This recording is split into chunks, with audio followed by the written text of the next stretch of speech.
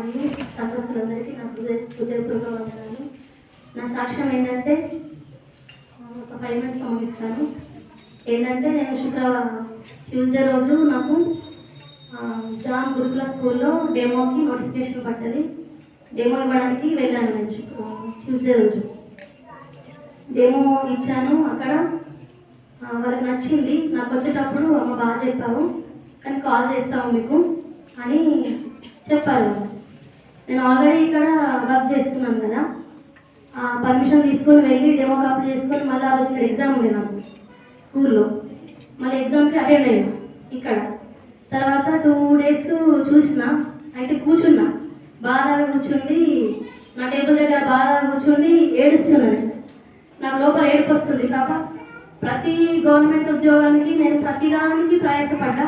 నాకు ఎక్కడైనా కానీ 1 మార్క్తో పోయినవి ఉన్నాయి, 1/2 మార్క్తో 0.5తో పోయినవి కూడా ఉన్నాయి. నాకు చాలాసార్లు ప్రభావ నాకు ఎందుకు 0.5తో పోయిన మార్క్స్ కూడా ఉన్నాయి. కానీ ఏదైనా నిశ్చితమే ప్రభావ నా పట్ల. మరి నేనైతే నా ప్రయత్నం నేను చేశాను. మనకు కాల్ చేస్తాను 2 days అయింది కానీ కాల్ చేయట్లేదు అనేసి నా లోపల నేను బాధపడుతూ కళ్ళ నీళ్ళు వస్తున్నాయి. ఆటోమేటిక్గా ఒక ఫోన్ వచ్చింది అదే టైంకి, కళ్ళలో నీళ్ళు ఉన్నాయి. అదే టైంకి ఫోన్ వచ్చి, అమ్మ మీరు మొన్న డెమో ఇవ్వడానికి జాబ్కి వచ్చారు కదా, మీరు సెలెక్ట్ అయిండు, రేపు జాయిన్ అవ్వడానికి కాల్ చేసింది. నాకు నిజంగా చాలా సంతోషం అనిపించింది అది విన్న తర్వాత. ప్రభా నిజంగా మన ఆశలు అంటే నన్ను గణపరిచేవారి అందు నేను సమస్తం చేయగలన మాట నాకు అప్పుడు అనిపించింది. నిజంగా నేను గణపరుస్తున్నా కాబట్టి ప్రభా నాకు అది ఇచ్చావు కావచ్చు అని చెప్పేసి నెక్స్ట్ రోజు మార్నింగ్ 8 కల్లా ఇక్కడ ఉండాలని చెప్పినప్పుడు వెళ్ళినా. అయితే వెళ్ళగానే ముందు మా ఆయన ఏమన్నా అంటే ఆ జాబ్ వద్దు నీకు, అది బాగా స్ట్రెస్తో కూడింది. అంటే వాళ్ళ ఫ్రెండ్స్ చాలామంది గవర్నమెంట్ ఎంప్లాయీస్ ఉన్నారు, కాల్ చేసి తెలుసుకున్నారు, అది చాలా రిస్క్ ఉంటుంది, అది వద్దు అని చెప్పాను. కానీ నాకేంటంటే ప్యాషన్, జాబ్ చేయాలనే ప్యాషన్ అన్నట్టు.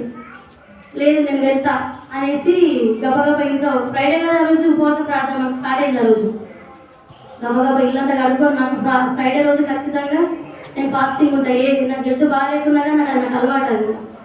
అయితే వెళ్ళిపోయినా. నేను వెళ్ళిపోయినాక 8 to 1:30 వరకు నో ఇస్తున్నాను. Continue classes 6th, 7th, 8th class వరకు 2 సెక్షన్లు కంటిన్యూ ఇచ్చారు. తర్వాత 2:30 నుండి సూపర్వైజింగ్ ఇచ్చారు.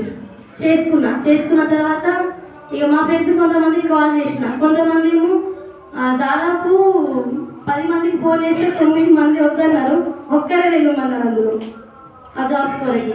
అయితే నేను అక్కడ టీచింగ్ చేస్తున్నప్పుడు నేను ఎవ్రీ డే 12 o'clock ఒక టీం ఉంటుంది మాకు, ప్రార్థన టీము, అందులో జాయిన్ అవుతా. నేను ఇక్కడ వర్క్ చేస్తూ కూడా అందులో జాయిన్ అవుతా, నాకు ప్రార్థన చేస్తా, వాక్యం వింటా, అన్నీ చేస్తా.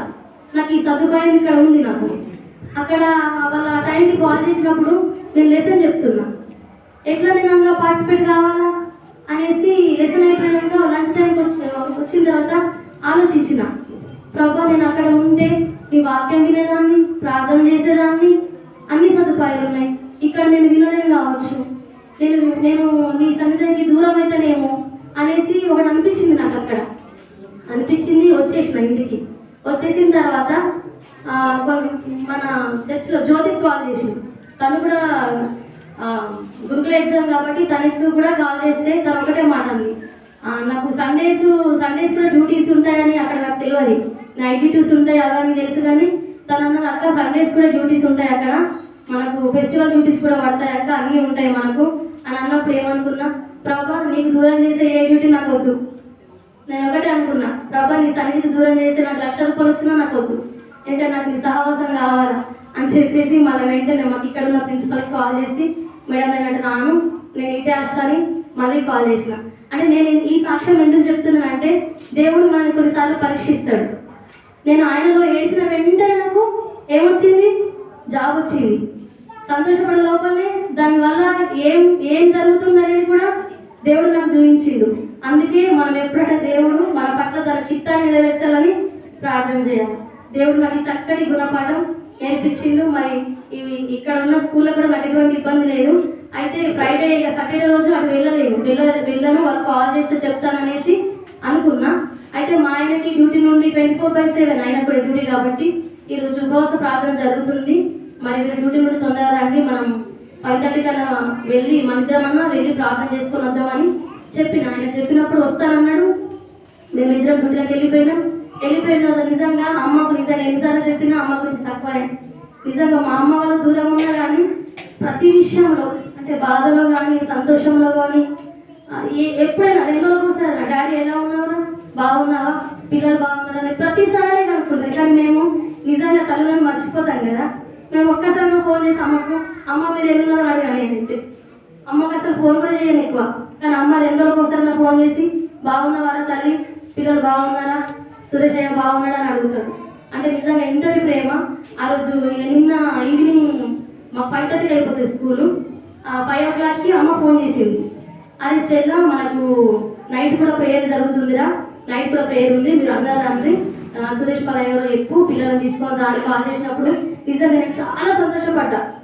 ప్రభా నేను వెళ్ళాలని నేను అనుకున్నా, కానీ అమ్మగారి ద్వారా ప్రార్థన చేసిన ఈరోజు ఓన్లైన్ ప్రేయర్ కదా అని చెప్పి ప్రేయర్ అట్లా వెళ్ళాలి ఖచ్చితంగా అని చెప్పేసి నేను నా ఆశతో వచ్చిన. నేను నాకు థ్రోట్ ఇన్ఫెక్షన్ ఉంది, కొంచెం నెత్తి కూడా నలుగా ఉంది. కానీ దేవుడు నిన్న చక్కటి ఆరాధన చేయడానికి అయ్యగారు చక్కటి అవకాశం ఇచ్చిండు. నిజంగా ఆశపడ్డ ప్రాణాలట నా విషయంలో అయితే నేను ఏదైనా దేవుడు సమస్తం నెరవేర్చిండు, ప్రతిదీ చూపిస్తున్నాడు. మరి ఆయన చిత్తంలో ఇంకా నేను ముందుకు వెళ్ళాలా, ఇంకా ఆయన సహవాసంలో నిజంగా నశించిపోవచ్చిన ఆత్మల కొరకు మనం ప్రయాసపడి భారం కలిగి ప్రార్థించాలని నేనే కాదు ఇక్కడ ఉన్న మనమందరం కూడా. మనకు రక్షణ వచ్చింది, మనకు వచ్చిన రక్షణ ఇంకా అనేక ప్రజలకు రావాలని మనందరము ప్రార్థన చేయాలని ఒకటే ఆశ. మా దేవుడు ఇంత చక్కటి అవకాశం నాకు ఇచ్చినందుకు వందనాలు చెల్లిస్తూ ఈ సాక్ష్యం దేవుడు దీవించి ఆశీర్వదిస్తున్నారు.